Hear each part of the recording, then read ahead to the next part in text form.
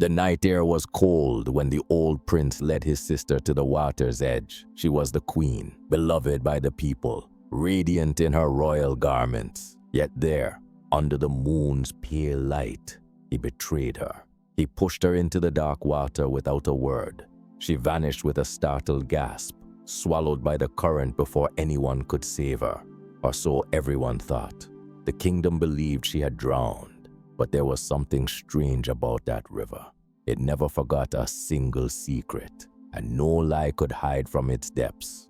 Many years later, in a quiet village by that same river, a boy named Kweku lived a simple life. His home was small, and his chores were many, but he was curious, always watching and listening.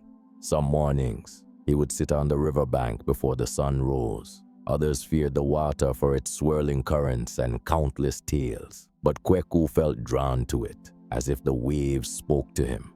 He could not explain why. The village itself had grown careless about the old stories. Elders once brought offerings of kola nuts and honey to honor the river's spirit. Yet this custom faded with time. People became busy with their own concerns. Only a few remembered the rumors that a powerful queen had vanished in these waters. Fewer still believed the river watched them in return. But Kweku, wide-eyed and eager, wanted to discover what truths might still lie beneath the ripples. On the night before his 12th birthday, he found himself by the river again.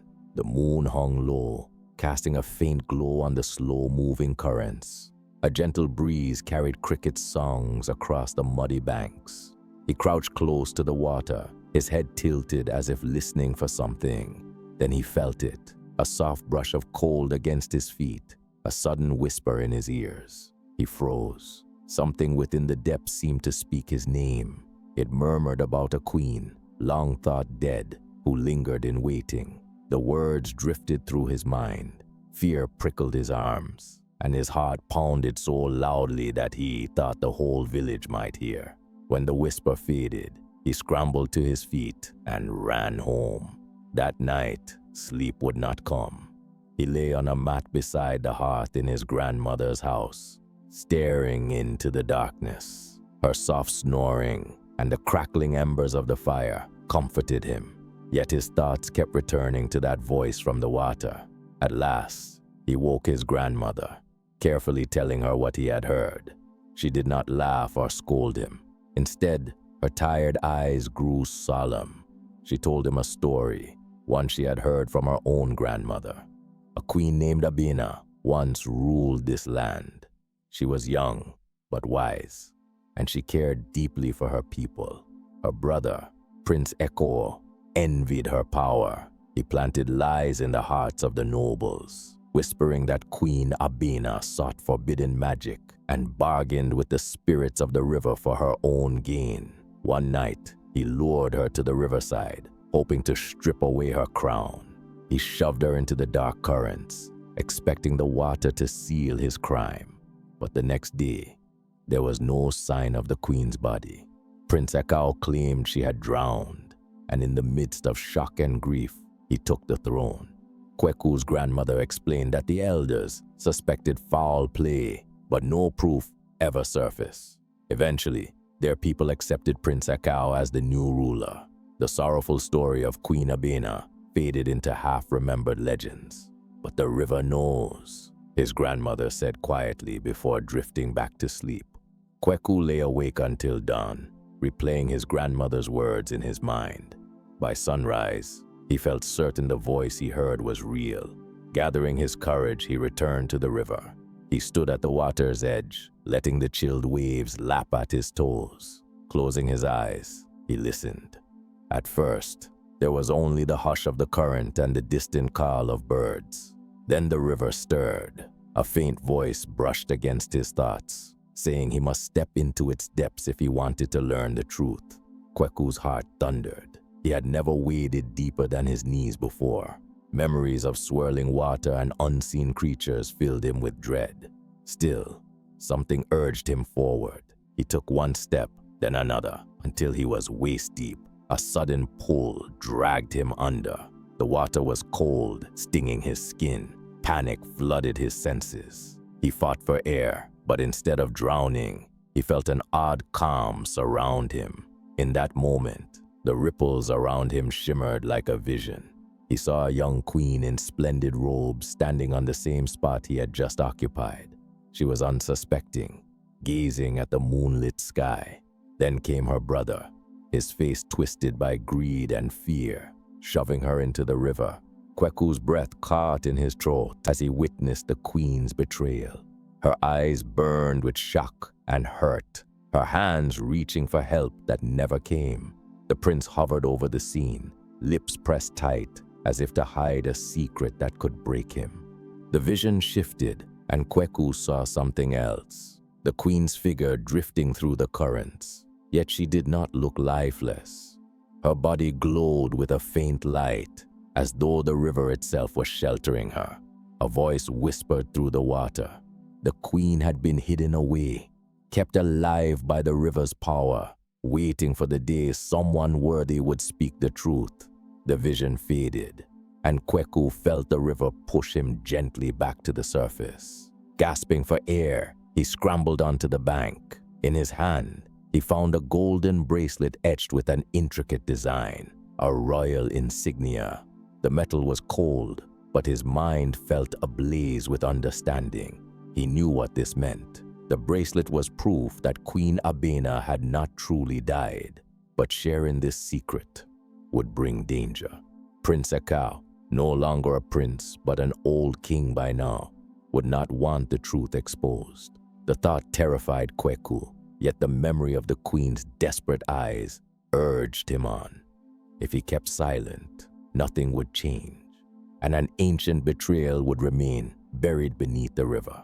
So Kweku returned to the village square when the sun was high and the market was bustling. The elders were there, along with farmers, traders, and children running underfoot. Summoning all his courage, he held up the gold bracelet for everyone to see. He told them of his vision, how the river showed him the queen's fate. He spoke about the betrayal, the lies, and how the water itself protected her through the years. At first, people stared in confusion or disbelief. A few murmured that the boy's story was too wild to accept. But then the oldest elder recognized the design on the bracelet. It matched the markings that once belonged to Queen Abena's royal seal. Confusion turned to shock. Whispers spread in every direction. When word reached the king's court, Prince Eko, now gray-haired and stooped, ordered Kweku to be brought before him. Soldiers escorted the trembling boy into the largest structure in the village. Ribbons of sunlight fell across dusty floors. King Ekau sat on a carved throne, flanked by guards. His voice was calm, but his eyes gave away his unease as he demanded to see the bracelet. Kweku handed it over with trembling hands. The king turned it over, recognizing it at once. For a moment, he seemed lost in memory. Then he declared that Kweku must be lying, that he had stolen the bracelet from the palace treasury or found it by accident. Yet the seed of doubt had been planted among the onlookers. Some had lost family members to strange accidents under Ekau's rule. Others remembered quiet rumors of a missing queen. A restless energy filled the air, as though the kingdom was awakening from a long slumber. Sensing the shift, the king tried to silence Kweku. He ordered guards to seize the boy, but before they could, a rumble echoed from beneath the ground. A hush fell. Slowly, the onlookers stepped back, their eyes turning toward the windows. Outside, the tranquil river had risen to an alarming height. Without warning, waves surged into the streets, swirling like an unstoppable tide. People scattered, struggling to find high ground. Inside the throne room, water rushed through doorways and pooled around the king's feet. In that chaos, Kweku sensed a presence. It was like the gentle voice he had heard before, only far more powerful.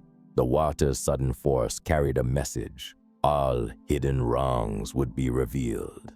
The king was not safe behind his throne or his guards. With a snap of water against stone, the room flooded. The king cried out, arms flailing as he tried to fight the surge. But the current swept him away, carrying him out of sight. When the water subsided, many ran outside, breathless and unsure of what had just happened. Their village was soaked, and debris scattered the streets. At the river's edge, the air crackled with Tekken. Slowly, something began to emerge from the calm waters. A woman, dressed in royal garments, unchanged by time. Her posture was regal, and her expression was serene, yet touched by sorrow. When the people recognized the queen from old stories and murals, they fell silent. Kweku stood at a distance, exhausted from all he had witnessed. Yet he felt the same gentle pull that guided him before.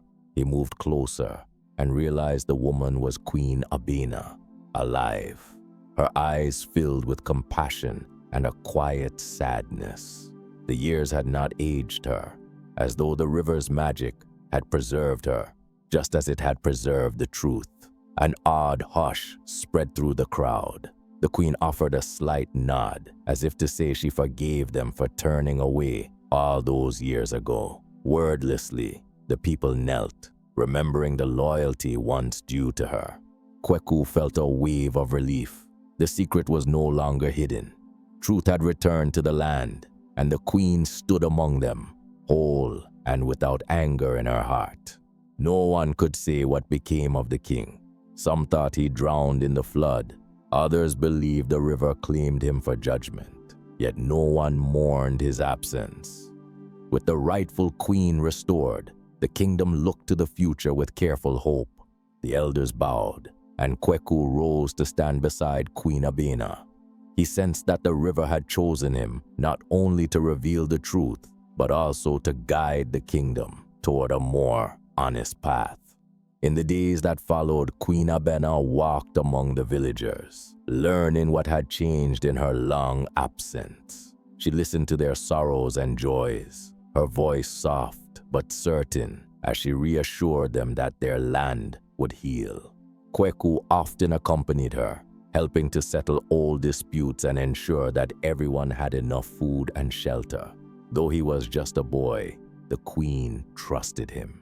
In many ways, his genuine heart reminded her of what she once loved most about her people, their openness to wonder and their readiness for change.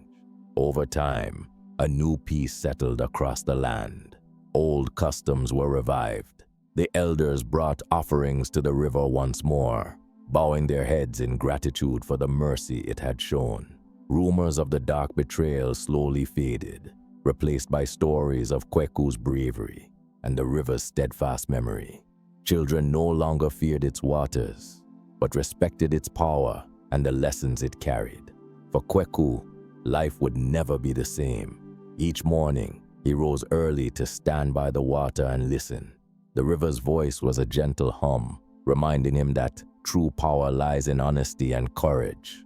He often recalled the night he nearly drowned, how the vision of the queen's betrayal opened his eyes to greater truths. He carried those lessons in his heart, and so, the river that remembers continued to flow.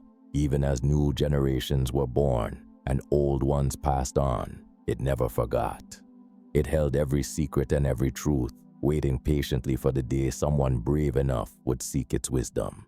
In that small kingdom, the people learned to respect the water's calm surface and its hidden depth, and though many tales of wonder and mystery would come and go, they all carried the same simple message. The past cannot stay buried forever, and sooner or later, the water will speak.